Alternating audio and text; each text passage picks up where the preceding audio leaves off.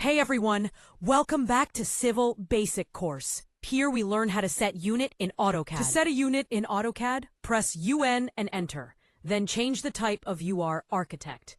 Then select Type Architectural.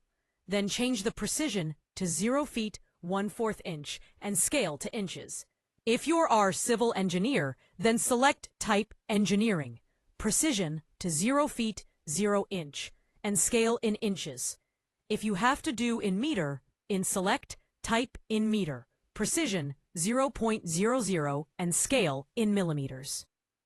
Press D, enter, do standard in style, then modify it to primary unit, change precision to 0.00.